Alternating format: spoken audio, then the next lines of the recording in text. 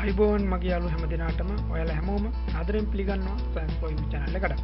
අද අපි කතා කරන්න බලාපොරොත්තු වෙන්නේ කොරෝනා වෛරස් එක පිළිබඳව. තාමත් මගේ channel එක subscribe කරලා නැතිනම් පහළ තියෙන රතු බටන් එක click කරලා channel එක subscribe කරන්න. ඒ වගේම bell icon එක click කරොත් මම වීඩියෝ එකක් upload කරපු ගමන්ම notification එකකින් ඒ ගැන දැනගන්නත් පුළුවන් වෙනවා. අද අපි කතා කරන්න යන්නේ කොරෝනා වෛරසය පිළිබඳව. කොරෝනා වෛරසය අයත් වෙන්නේ කොරෝනා විරිඩේ කියන ෆැමිලි එකට. කොරෝනා විරිඩේ කියන ෆැමිලි එකට අයිති වෙන මේ කොරෝනා වසංගතයක් විදිහට පැතිර යන්න පටන් ගන්න පළවෙනියටම චීනයේ වූහාන් නගරනුවර ඉඳලා. ලෝකෙ පුරා පැතිරිලා යන කොරෝනා වසංගතය ලෝක සෞඛ්‍ය සංවිධානය විසින් විවිධ ආකාරයෙන් නම් කරනවා.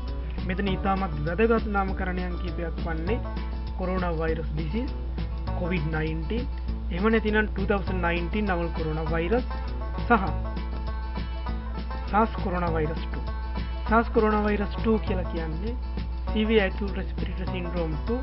මේ වෛරසය අයිති වන ෆැමිලි එක තමයි කොරෝනා විරිඩේ කියන ෆැමිලි එක. කොරෝනා විරිඩේ ෆැමිලි එකේ සමාජිකයන්ගේ දකින්න ලැබෙන විශේෂ ලක්ෂණයක් තමයි ඒගොල්ලොන්ගේ බාහිර පුෂ්ඨයේ අපිට දකින්න ලැබෙන ස්පයික් ප්‍රෝටීන් කියන ප්‍රෝටීන.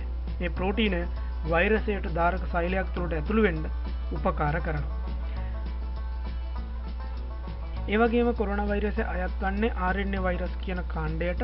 මෙතනිනුත් කොරෝනා වෛරසයට තියෙන විශේෂම ලක්ෂණය තමයි කොරෝනා වෛරසය සතු RNA අණුව පොසිටිව් සෙන්ස් RNA අණුවක් වෙන එක. පොසිටිව් සෙන්ස් RNA අණුවක් කියලා කියන්නේ මේ RNA අණුව ධාරක සෛලයක සෛලෝප්ලාස්මයට ඇතුළු වුණ ගමන්ම වෛරසයට Tamanට අවශ්‍ය ප්‍රෝටීන නිපදවා ගැනීමට මෙම RNA අණුව mRNA අණුවක් විදිහට භාවිතා කිරීමට ඇති හැකියාව. කොරෝනා වෛරසය ලෝකයට අලුත් වෛරසයක් නෙමෙයි. ඉතිහාසයේ දිහාවට හැරිලා බලනකොට ඉතිහාසයේ විවිධ අවස්ථාවල කොරෝනා වෛරසය වසංගත තත්ත්වයක් දක්වා වර්ධනය වුණ අවස්ථා ඉතිහාසය තුලින් අපට හොයාගන්න පුළුවන්. මේ අතරින් ප්‍රධාන වෙන්නේ SARS coronavirus, severe acute respiratory syndrome virus,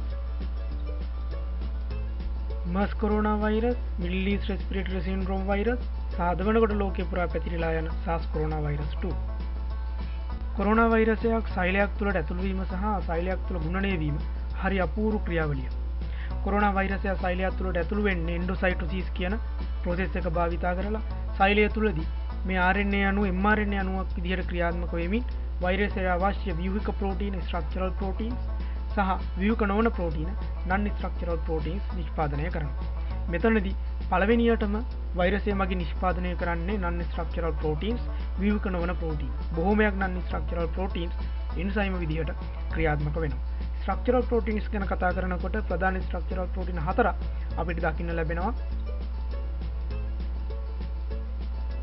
S ප්‍රෝටීනය, spike ප්‍රෝටීනය, E ප්‍රෝටීනය, envelope ප්‍රෝටීනය, M ප්‍රෝටීනය, membrane ප්‍රෝටීනය සහ nucleocapsid කියන ප්‍රෝටීන වර්ග 4. ප්‍රධාන වශයෙන් ස්පයික් ප්‍රෝටීනය වර්තමානයේ වැක්සින් නිපදවීම සඳහා භාවිතා කරනවා. non structural proteins ප්‍රධාන වශයෙන් උදව් වෙනවා මේ ව්‍යුහික ප්‍රෝටීන නිෂ්පාදනය කරන්න සහ නිෂ්පාදනය උත්ප්‍රේරණය කරන්න.